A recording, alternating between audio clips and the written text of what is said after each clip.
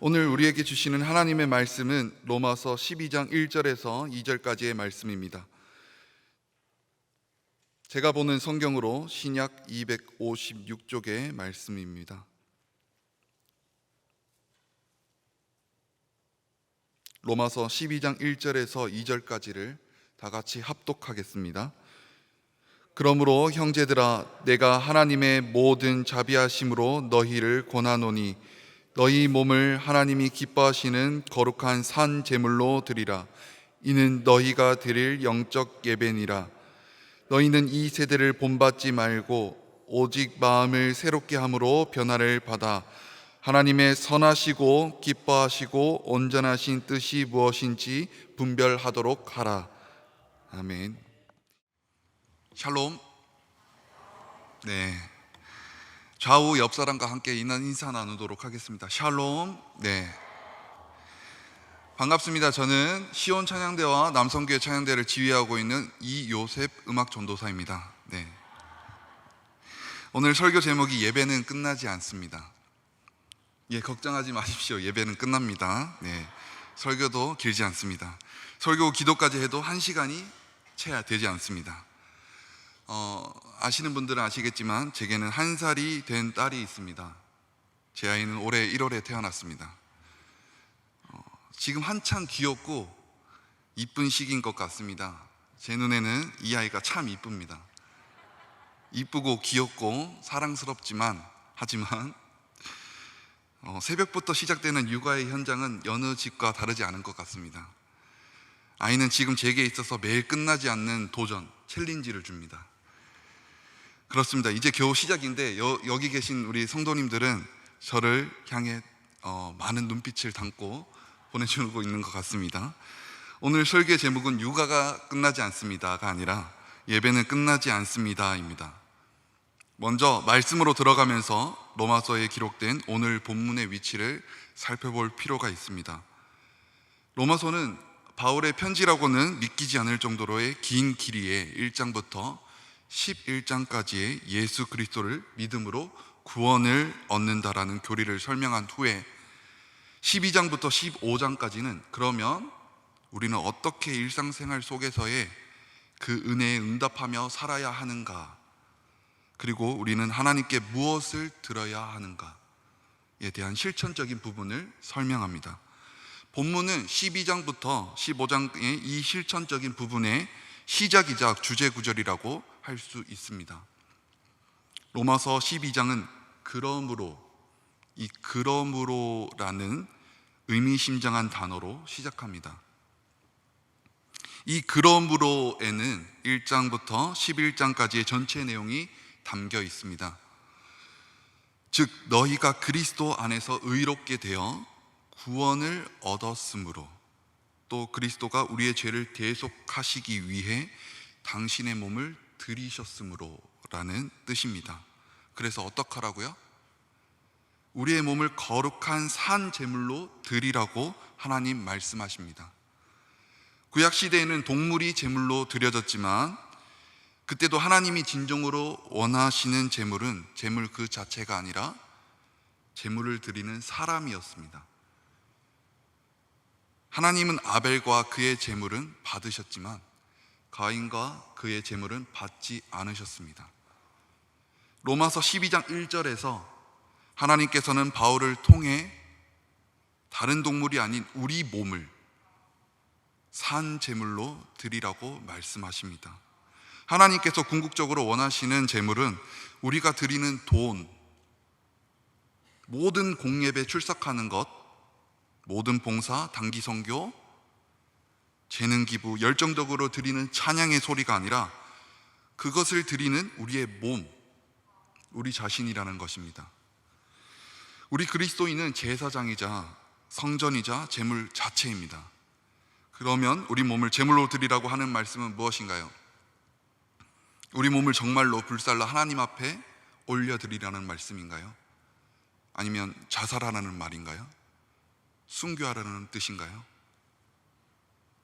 첫째, 하나님께서는 바울을 통해 우리의 몸을 거룩한 산 제물로 드리라고 말씀하십니다. 자신을 하나님께 드리라는 말씀은 이미 로마서 6장에 나옵니다. 제가 로마서 6장 11절에서 13절까지의 말씀을 읽겠습니다. 화면을 보시기 바랍니다. 이와 같이 너희도 너희 자신을 죄에 대하여는 죽은 자요 그리스도 예수 안에서 하나님께 대하여는 살아있는 자로 여길지어다. 그러므로 너희는 죄가 너희 죽을 몸을 지배하지 못하게 하여 몸의 사욕에 순종하지 말고, 또한 너희 지체를 불의의 무기로 죄에게 내어주지 말고 오직 너희 자신을 죽은 자 가운데서 다시 살아난 자 같이 하나님께 드리며 너희 지체를 의의 무기로 하나님께 드리라. 아멘. 이 부분은 로마서 전체에서 처음으로 나오는 명령문입니다. 로마서에서 하나님께서 명령하신 첫 번째 명령이 바로 너희 자신의 죄에 대해서 죽었고 하나님께 대하여는 살아있는 자로 여기고 너희 자신과 너희 지체를 하나님께 드리라는 뜻입니다.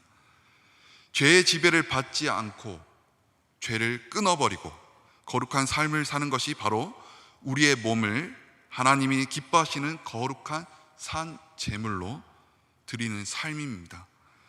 하나님은 우리 몸의 지체 하나하나가 제물로 드려지기를 원하십니다. 4세기의 교부이자 명설교가인 요한 크리스토스툼은 로마서 11장에 대하여 이렇게 말합니다. 그러면 몸이 어떻게 제물이 될 수 있다는 말인가? 눈으로 일체 악한 것을 보지 않게 하라. 그러면 눈이 제물이 될 것이다. 혀로 일체 불결한 것을 말하지 않게 하라. 그러면 혀가 제물이 될 것이다. 손으로 일체 불법한 행위를 하지 않게 하라. 그러면 손은 온전히 드리는 번제가 될 것이다. 여러분의 눈은 무엇을 보고 있고, 여러분의 귀는 무엇을 듣고 있고, 여러분의 혀는 무엇을 말하고, 여러분의 손은 무엇을 하고 있고, 여러분의 손가락은 무슨 문자를 보내고, 여러분의 발은 어디에 있습니까? 그런데 본문에서 몸은 비단 우리의 육체뿐만 아니라 우리의 전 존재, 삶 전체를 의미합니다. 그래서 우리의 몸을 하나님께 제물로 드려라는 것은 하나님의 영광을 위해서 살라는 말씀이기도 합니다. 예수님께서 왜 죽으셨습니까? 단지 우리가 천국 가라고요?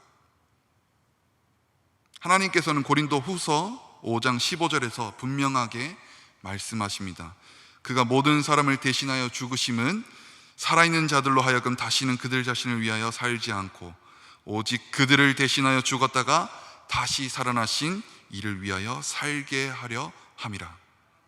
고린도 전서에는 너희 몸으로 하나님께 영광을 드리라 라고 말씀하십니다. 하나님이 우리에게 몸을 제물로 드리라고 공고하신 근거는 바로 1절 앞부분에 언급된 것처럼 하나님의 모든 자비, 즉 예수님이 당신의 몸을 우리에게 제물로 드리셨다는 겁니다.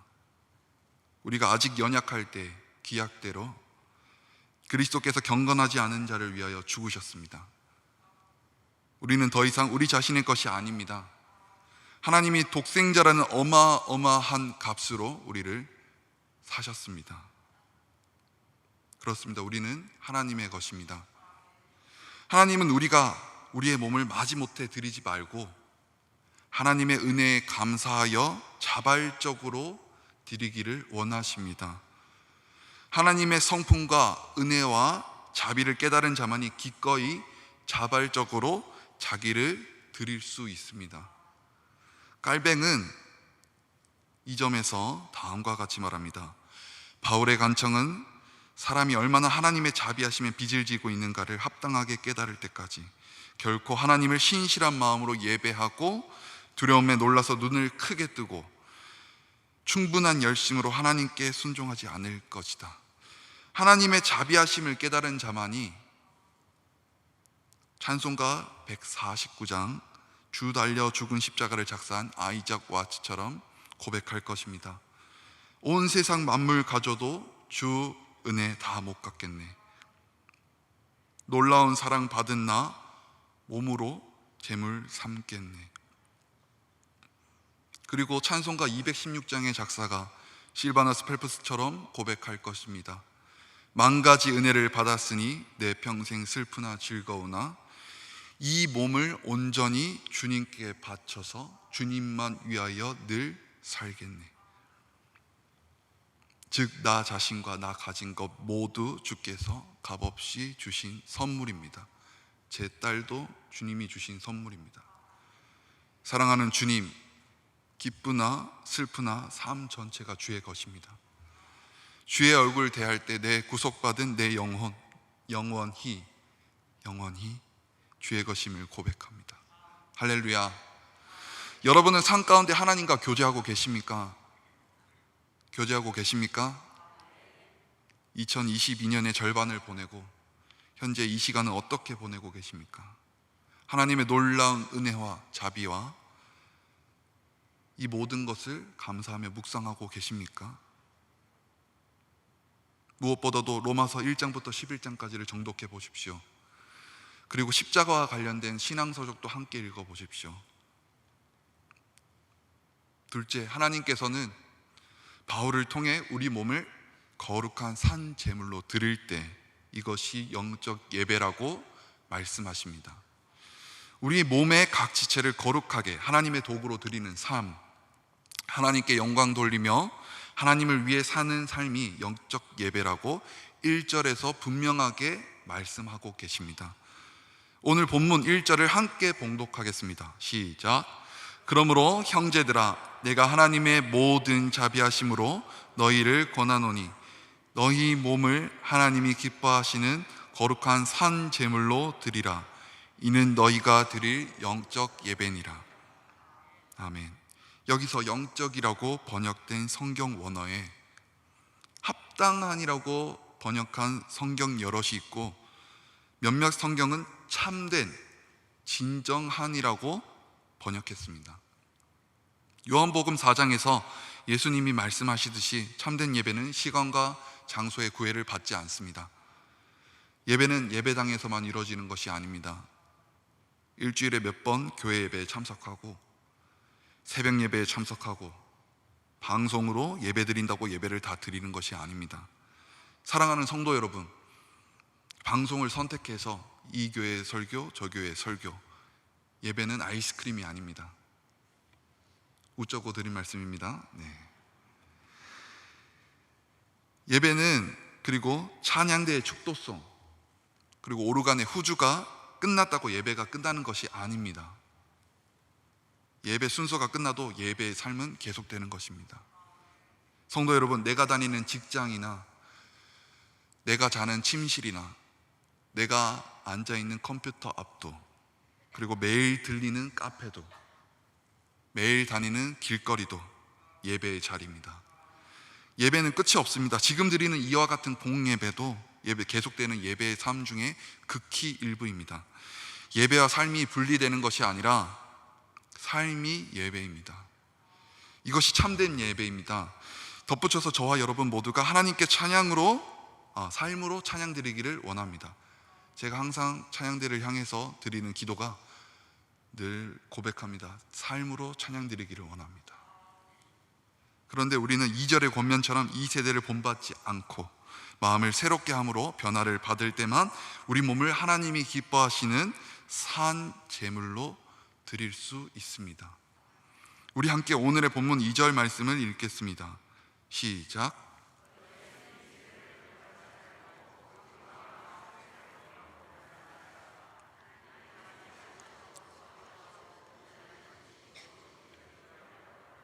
아멘. 여기 2절에서 세대라고 번역된 헬라어 아이온이라는 헬라어를 문맥상 문화나 시대의 풍조로 번역할 수 있습니다. 본문에서는 이 세대가 시대 구분에 중점을 두고 있는 것이 아니라 이 세상 신 혹은 공중의 권세 잡은 자가 다스리는 악한 세대를 의미합니다. 따라서 이 세대는 그리스도의 통치 아래 있는 하나님 나라의 적대 세력을 의미할 뿐 아니라 이 세대의 삶의 방식과 가치 기준 등 시대 정신도 포괄한다고 볼 수 있는 단어입니다. 성도 여러분, 이 시대의 문화가 어떻습니까? 우리에게 가장 큰 영향을 주는 매체가 바로 텔레비전입니다. 이 텔레비전을 연구한 미국의 한 연구자가 텔레비전의 수많은 게임쇼, 토크쇼, 시트콤 광고를 오랜 기간 연구하여 얻어낸 핵심 메시지는 다음과 같습니다. 당신이 세상에서 가장 중요하다. 중요한 것은 당신이 지금 바라는 것뿐이다. 당신 마음대로 하라.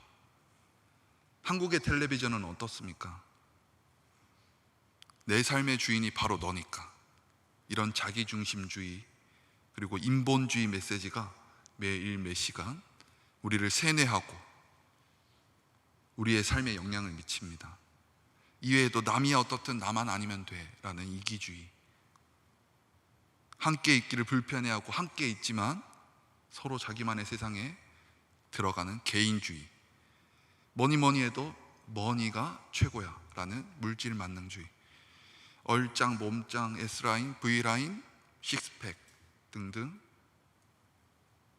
열풍을 일으킨 외모 지상주의, 전통적인 진리나 가치관의 절대성을 부인하고 모든 것을 상대화하고 취향의 문제로만 여겨버리는 포스트 모던주의, 필을 지나치게 중시하고 우선시하는 감성주의, 결과만 좋다면 무엇이든 괜찮다는 결과주의, 너무 깨끗하게 살면 이 세상에서 성공 못해 라는 사고방식, 날로 선정적이고 사나워지는 인정이 메말라가는 세태, 존재보다는 소유로 자기를 과시하고 사람을 평가하는 풍조,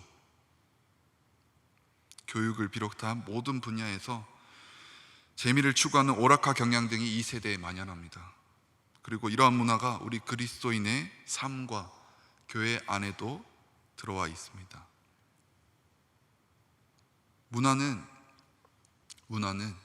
이 세상의 편만한 공기처럼 비록 우리가 인식하지 못하더라도 우리 삶의 모든 영역에 들어와 영향을 미칩니다. 생각 없이 살다가는 이 세상의 가치관과 문화에 완전히 동화되어 그리스도인으로서의 영향력을 전혀 발휘하지 못하게 됩니다. 문화는 그 영향력이 광범위하고 강력하고 자연스럽게 다가오기 때문입니다. 하나님께서는 바울을 통해 이 세상을 본받지 말라고 말씀하십니다.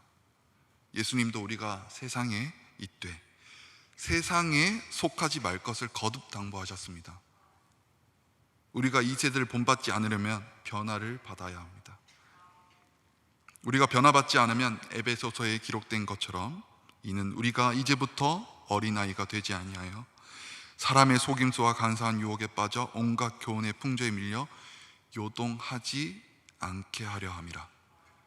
사람의 속임수와 간사한 유혹에 빠져 온갖 교훈의 풍조에 밀려 요동하게 되는 것입니다. 그런데 하나님을 믿는다고 교회 다닌다고 신학교에 다닌다고 자동적으로 한순간에 변화되지 않습니다. 변화는 평생에 걸친 영적 싸움과 영적 성숙의 과정입니다. 변화의 목적은 그리고 목표는 그리스도의 장성한 분량까지입니다. 여러분은 얼마나 변화되었습니까? 그런데 우리는 우리 힘으로 우리 자신을 변화시킬 수 없습니다. 변화시키시는 분은 하나님이십니다. 우리는 변화를 받는 존재, 변화를 받는 것입니다. 제가 고등학생 시절이었습니다. 고등학교 입시를 앞두고 작곡과 피아노를 공부할 때 선생님이 가르쳐 주신 대로 정말 지루한 대로 계속 반복해서 연습하고 그것을 훈련했을 때 조금씩 변화되고 실력이 조금씩 늘 때가 있었습니다. 결국에는 되지 않던 손가락의 이 움직임이나 그리고 작곡할 때 그 공부했던 그 화성의 진행들의 그 반복되는 패턴들이 이 반복된 훈련을 통해서 조금씩 제 몸으로 변화되는 것을 느꼈습니다. 마찬가지로 성경과 좋은 신앙 서적을 읽고 깨닫거나 또는 훌륭한 신앙인을 본받아 그대로 사는 삶, 하나님께서 그것을 보고 조금씩 우리를 변화시켜 주십니다. 변화의 근원은 우리의 마음입니다. 마음. 우리가 변화되려면 우선 우리의 마음, 속 사람의 사고방식, 이것이 새로워져야 합니다. 마음이 새로워져야 고린도전서 13장의 말씀처럼 어린 아이의 수준에서 벗어나서 우리의 말과 생각과 가치 판단이 변화됩니다. 우리의 삶이 변화되는 것입니다. 셋째, 마지막으로 하나님께서는 바울을 통해 우리가 하나님의 선하시고 기뻐하시고 온전하신 뜻이 무엇인지 분별하기를 말씀하십니다. 우리 함께 오늘의 본문 2절 말씀을 마지막으로 한 번 더 읽겠습니다. 시작. 너희는 이 세대를 본받지 말고 오직 마음을 새롭게 함으로 변화를 받아 하나님의 선하시고 기뻐하시고 온전하신 뜻이 무엇인지 분별하도록 하라. 아멘. 설교를 시작하면서 제가 말씀드린 이쁘고 귀엽고 사랑스러운 제 딸은 이 나와 있는 떡뻥이라는 쌀과자를 상당히 좋아합니다. 혹시 이것을 드셔보신 분들은 아시겠지만 시중에 나온 이 떡뻥은 만든 것과는 좀 다르게 시중에 나온 이 떡뻥은 아이가 먹을 때 목막힘이나 안전을 위해서라도 입에 넣으면 순식간에 사르르 녹아버립니다. 뭐 사르르까지는 아니어도 넣으면 녹습니다. 네, 잘 녹습니다. 지금 이 시기의 아이에게 이 떡뻥은 흡사 만나와 같은 존재입니다. 아이를 이유식 의자에 앉혀놓고 이것을 봉지에서 하나 꺼내줍니다. 7개월밖에 되지 않은 제 아이가 조그만한 손가락에 힘을 주고 그것을 잡아 입으로 가져가는데 불과 얼마 걸릴까요? 1초밖에 걸리지 않습니다. 이것을 먹는데 불과 1초밖에 걸리지 않는데 누가 이것을 알려주거나 이렇게 먹는 것임을 알려준 적이 없는데도 곧잘 먹습니다. 하지만 이 아이가 땅에 떨어진 떡뻥, 땅에 떨어진 음식, 이것을 본다면 어떻게 될까요? 당연히 이것도 잡아먹겠죠. 예, 당연히 이것도 잡아먹겠죠. 물론 밖이 아닌 집에서는 괜찮습니다. 네, 떨어진 음식이야 집에서 그렇게 더럽지 않으니까 주워 먹어도 되겠죠. 하지만 아이가 땅에 떨어진 음식이 더러운 것임을 알기 위해서는, 이것을 분별하기 위해서는 부모가 그릇에 담긴 음식을 줌으로써 모든 음식은 그릇에 담겨 있는 것만 먹어야만 한다는 것을, 이 가르침을 통해서만 아이가 먹을 수 있는 것과 먹지 못하는 것을 분별할 수 있는 수준이 되는 것입니다. 사랑하는 성도 여러분, 우리가 하나님의 선하시고 기뻐하시고 온전하신 뜻이 무엇이며 이 모든 것을 분별하기 위해서는 늘 우리 안에 성령님을 마음에 모셔야 합니다. 또 그분의 도움을 통해 우린 분별의 영을 강구해야 합니다. 온갖 매체를 통해 세대 모든 문화가 어지러운 이 세상에서 우리가 영적인 것을 구별하지 못한다면 우리는 이단의 꾀임이나 악한 세력에도 쉽게 넘어갈 수밖에 없는 연약한 존재입니다. 성령님, 내 마음에 오셔서 나와 동행하여 주시옵소서. 나의 마음을 새롭게 변화시켜 주옵소서. 오늘의 말씀을 정리하겠습니다.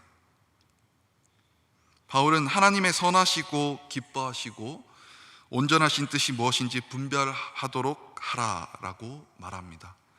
왜 바울이 이 세대를 본받지 말고 새롭게 하여 변화를 받으라고 말한 후 이것을 말했을까요?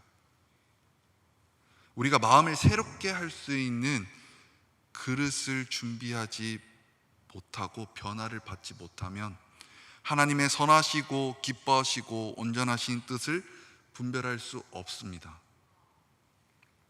결국은 하나님의 뜻대로 살 수 없습니다. 하나님께서 우리의 주인이신데 우리가 그분의 뜻대로 살지 않는다면 무슨 의미가 있겠습니까? 종에게 주인의 뜻대로 사는 것보다 중요한 것은 없습니다. 먹든지 마시든지 무엇을 하든지 주인의 뜻대로 해야 합니다. 종은 반드시 마지막 날에 주인 앞에서 셈을 해야 합니다. 하나님의 뜻대로 순종한 자는 상을 받을 것이고 자기 뜻대로 살아가는 자는 책망받을 것입니다.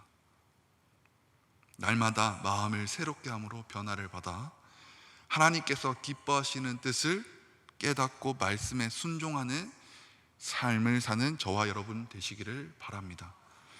하나님은 잠언에서 잠언 4장 23절의 말씀입니다. 모든 지킬 만한 것 중에 더욱 내 마음을 지키라. 생명의 근원이 이에서 남이니라. 이 말씀을 하십니다. 그리고 우리 에베소서의 말씀을 함께 합독하겠습니다. 에베소서 4장 23절에서 24절의 말씀입니다. 화면을 보시겠습니다. 시작. 오직 너희의 심령이 새롭게 되어 하나님을 따라 의와 진리의 거룩함으로 지으심을 받은 새 사람을 입으라. 아멘. 새 사람을 입으라고 말씀하십니다. 우리가 변화를 받으면 하나님의 뜻을 비로소 분별할 수 있습니다. 그 뜻은 선하고 하나님이 기뻐하시고 온전합니다. 하나님의 뜻이 궁금하지 않으십니까? 하나님의 뜻을 분별하려면 마음을 새롭게 함으로 변화를 받아 몸을 하나님께 기뻐하시는 거룩한 산 제물로 드리라고 하나님은 말씀하십니다. 그리고 이러한 삶이 우리가 드릴 영적 예배, 합당한 예배, 참된 예배입니다. 예배 순서가 끝나도 예배의 삶은 계속되는 것입니다. 기도하겠습니다. 하나님, 저희의 몸을 하나님이 기뻐하시는 기쁨의 제물로 드리오니 하나님의 영광을 위해서 받아 사용하여 주시옵소서. 저희의 삶이 하나님의 기쁨이 되기를 원합니다. 만왕의 왕, 만주의 주이신 예수 그리스도의 이름으로 기도드립니다. 아멘.